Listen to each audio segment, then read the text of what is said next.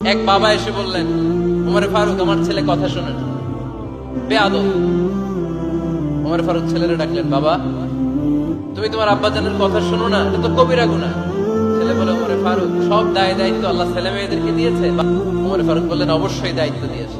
তাহলে বলেন আমার বাবার দায়িত্ব কি? উনি বললেন, প্রাইমারিলি প্রথমত 3 দায়িত্ব। আইয়ানতাকিয়া উম্মা, পৃথিবীর প্রতিটি বাবার উচিত ছেলেদের মেয়েদের জন্য ভালো মায়ের ব্যবস্থা করা।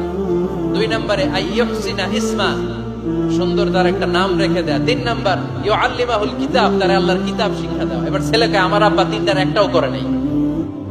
এবার ওমর ফারুক রেগে গেলেন, বাবার কাঁধে ধরলেন, বললেন, তুই ছেলের জন্য বিচার নিয়ে আসলি, তোর 3টা দায়িত্বের একটাও তুই পালন করিস নাই। ছেলে বলে, আমিরুল মুমিনিন, আমার মা নর্তকী, আমার মা মাজুসি, আমার মায়ের মধ্যে কোনো আদব কাদব নাই, সুন্দরী দেখে আমার মারে বাবা বিয়ে করছে, আমার মায়ের কাছ থেকে জীবনে কিছু শিখি নাই।